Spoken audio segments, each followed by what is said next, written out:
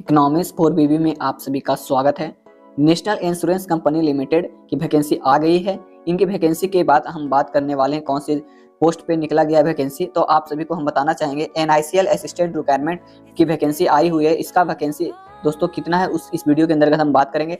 इससे पहले हम बात करना चाहेंगे इस इंश्योरेंस लिमिटेड कंपनी के अंतर्गत आप सभी को किस प्रोसेस करनी है और इसके अंदर कुछ ये सारे टॉपिक ऐड करने वाले हैं।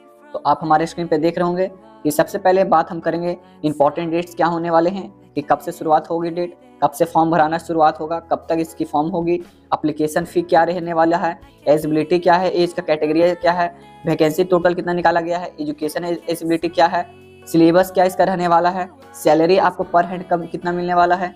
उसके बाद हम बात करेंगे स्टेट वाइज भी इनकी वैकेंसी निकाली गई है और प्लस में आप सभी को कास्ट वाइज भी OBC ST SC UR सारे का कैटेगरीज बाई इसका वैकेंसी स्टेट में भी दिया गया। अगर आप अपने स्टेट में निकालना चाहते हैं तो आपके स्टेट में कितनी वैकेंसी है और जिस प्रकार से अगर आप फॉर्म को अप्लाई करते हैं जिस माध्यम से उस माध्यम से आपको स्टेट वाइज भी जॉब मिलने की रिक्वायरमेंट दी गई है। तो दोस्तों चलिए इस वीडियो के अंदर हम पूरी तरह से बात करेंगे कि NICL असिस्टेंट रिक्वायरमेंट 2024 की पूरी प्रोसेस।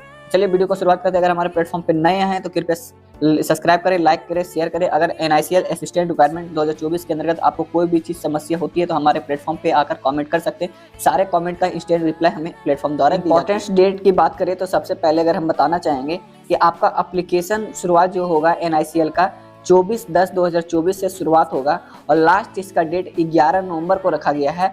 और इसका एग्ज़ाम फी अगर बताएं तो आप 11 नवंबर तक ही भर सकते हैं। और इसका जो एग्ज़ाम होगा फेज 1 एग्ज़ाम होगा, इसका 2 टर्म में एग्ज़ाम होगा, फेज 1 फेज 2। ठीक है, तो फेज 1 का एग्ज़ाम दोस्तों आप सभी को हम बता दें 30 नवंबर को ले लिया जाएगा और फेज 2 दोस्तों आपको ले लिया जाएगा 28 दिसंबर को। मतलब कि एक अगले महीने में आपको 11 तारीख को फॉर्म भराना बंद होती है और 30 तारीख को तुरंत आपका फेज 1 का एग्ज़ाम हो जाएगा और फेज 2 का एग्ज़ाम तुरंत एक महीने बाद आपको 28 तारीख के बाद आपका वैकेंसी का एग्ज़ाम सेकेंड हो जाएगा। कहने का अर्थ हमारा यह है कि आपका इसका NICL का जो भी फॉर्म भरेंगे उनका जल्द ही एग्ज़ाम का प्रोसेस पूरी तरह से ली जा रही है। अगर हम एडमिट कार्ड की बात करें दोस्तों तो आप सभी को हम बताना चाहेंगे आपका एग्ज़ाम 30 नवंबर को है तो आपका एग्ज़ाम एडमिट कार्ड 25 नवंबर के आपके प्लेटफॉर्म पे आ जाएंगे। ठीक है, चलिए उसके बाद हम सेकंड बात करेंगे एप्लीकेशन फ़ी की कैटेगरीज क्या है। तो अगर आप जनरल OBC और EWS आते हैं तो आपको 850 रुपये देने होंगे। अगर ST SC PS से आते हैं तो आपको 100 रुपये देने होंगे। पे करने की अगर प्रोसेस अगर हम देखें आप सभी debit card, credit card, net banking, UPI से किसी तरह से कर सकते हैं। एज एलिजिबिलिटी अगर हम बात करें तो मिनिमम एज आपका 21 साल होना चाहिए, मैक्सिमम एज आपका 30 साल होना चाहिए। Age relaxation category extra age पर नेशनल इंश्योरेंस लिमिटेड द्वारा दिया गया। अगर आपका OBC है, ST है, जनरल है उसके अनुसार आपको 2 साल, 5 साल, 3 साल का छूट दी गई है।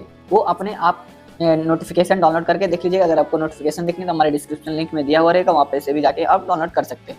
ठीक है, अगर हम वैकेंसी की बात करें, अगर NICL में वैकेंसी टोटल 500 वैकेंसी निकाली गई है जो एक अच्छी मात्रा में आपको देखने को मिलेगा। एजुकेशन एलिजिबिलिटी कहने का अर्थ हमारा है कि आपका क्वालिफिकेशन कितना मांग रहा है इस फॉर्म को भरने के लिए। तो आप सभी को हम बताना चाहेंगे कि bachelor in any extreme organize in university in India, मतलब कोई भी आपको ग्रेजुएशन प्लस होना चाहिए, ग्रेजुएशन आपको प्लस होना है इस फॉर्म को भरने के लिए। ठीक है, ग्रेजुएशन प्लस मांग रहा है। अगर हम बात करें सिलेबस की तो सिलेबस में आप सभी को पता है एग्जाम आपका फेज 1 फेज 2 में एग्जाम होने वाला है। एग्जाम पैटर्न आपका 2 फॉर्म में होंगे।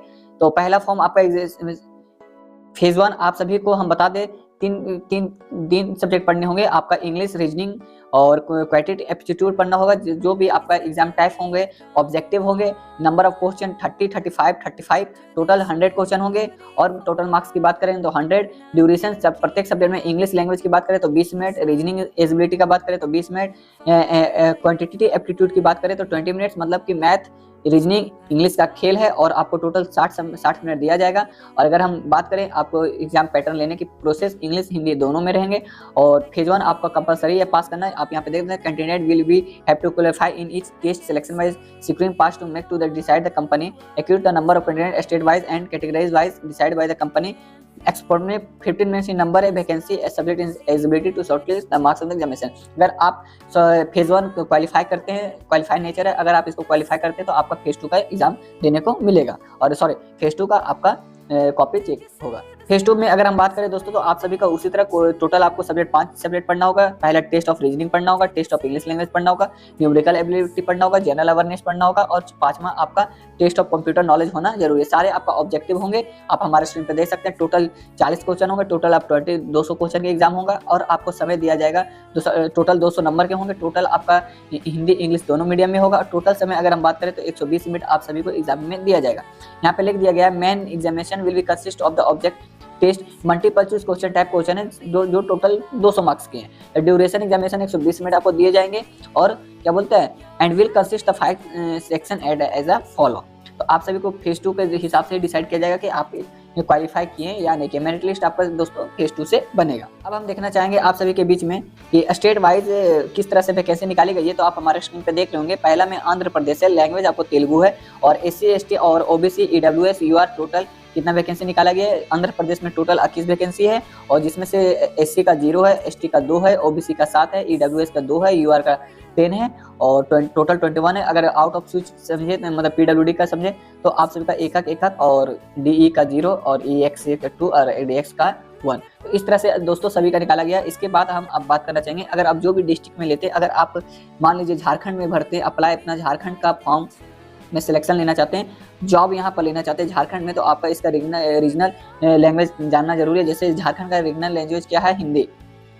तो हिंदी आपको हिंदी की समझ होना चाहिए, क्योंकि जहाँ पे ज़्यादा वैकेंसी होती है दोस्तों वहीं पे आप लोग वैकेंसी भरते हैं कि हमारा पोस्ट वहाँ पे रेफरेंस में आप झारखंड भरे तो आपको झारखंड में जॉब लेनी है, तो आपको हिंदी आना जरूरी है। अगर आप समझ लीजिए, अगर आप झारखंड के हैं, ठीक है, आप झारखंड के हैं और आप भर कहाँ के रहे, आंध्र प्रदेश का, AP का भर है तो AP का लैंग्वेज तेलुगु है, तो तेलुगु की समझ होना चाहिए, तभी आपको वहाँ जॉब मिलेगा दोस्तों। तो आपको ध्यान देना है कि आप जहाँ आपकी समझ वाली लैंग्वेज हो, आप जहाँ रीजनल लैंग्वेज समझ पाते हैं उन्हीं का पहले सिलेक्शन करें। झारखंड हो गया, बिहार हो गया, यूपी हो गया, तो छत्तीसगढ़ हो गया, इस सब चीज़ में आप सभी को हिंदी होता है तो आप यहाँ पे पहले भर सकते हैं। ठीक है, तो ये स्टेट वाइज आप देख सकते हैं हमारे स्क्रीन पर किस तरह वीडियो पॉज करके आप आराम से देख सकते हैं कि कौन सा स्टेट में कितनी वैकेंसी निकाली गई है, कितनी कौन कौन कास्ट की। ठीक है, सारे कास्ट का भी यहाँ पे दे दिया गया कि कौन सा कास्ट का कितना वैकेंसी निकाला गया। और आपको ध्यान रखना है कि आपकी जो लैंग्वेज आती है वही लैंग्वेज को आपको स्टेट वाइज सिलेक्शन करनी है। हम बात करने वाले सैलरी की बात करें तो सैलरी आप सभी को दोस्तों हम एकदम बता दें कि 39,000 रुपया आपको per month total initial stage में मिलेगा। और हम कहना चाहेंगे, अगर आप झारखंड हैं तो आपके झारखंड में हो सकता है कि आपको 39,000 मिल रहा है। और इसमें बताया गया कि स्टेट बाई भी, अगर स्टेट बाई जो हाईटेक सिटी हैं उनके हिसाब से भी आपको सैलरी प्रोवाइड किए जाएंगे। मतलब सैलरी में स्टार्टिंग सैलरी आपका नॉर्मल में, अगर झारखंड में 39,000 है, अगर आप दिल्ली में रहते हैं तो दिल्ली में आपका हो सकता है 45,000 और 42,000, इस तरह से आपको इन हैंड आपको मिलेगा। ठीक है, तो स्टेट वाइज वो मिलेगा, वो आपको देख लेंगे। NICL असिस्टेंट रिक्वायरमेंट 2024 की पूरी तरह से आपने समझ लिया कि किस तरह से इसका प्रोसेस होने वाला है। और अगर हम बात जॉब प्रोफाइल आप सभी के बीच में एकदम ऑफिस वर्क है, आपको ऑफिस ही जाना है और आपको PC पे काम करना है। और प्लस में आप सभी को हम बताना चाहेंगे, आपका ये 9 to 5 वाला टाइमिंग है, मतलब कि आपको 9 बजे से 5 बजे शाम तक आपकी जॉब रहने वाला है और ये ऑफिस वर्क है, आपको सिंपल कंप्यूटर पे वर्क करना है दोस्तों। तो आप सभी का NICL असिस्टेंट रिक्वायरमेंट जॉब 2024 की एक अच्छी वैकेंसी निकाली गई है, तो आप जितना जल्दी हो सके आप इसकी जॉब को अप्लाई कर सकते हैं। और आज के रिक्वायरमेंट 2024 को अगर आपको पूरी तरह से प्रोसेस समझ में आई तो एक सब्सक्राइब, लाइक और आपको क्या दिक्कत है इसके अंतर्गत तो आप कॉमेंट करके हमें कॉमेंट में ही अपनी जवाब की आंसर पा सकते हैं दोस्तों। हो सके तो जितना हो सके इस वीडियो को शेयर कीजिए। और आज के लेते हैं, जय हिंद, जय भारत।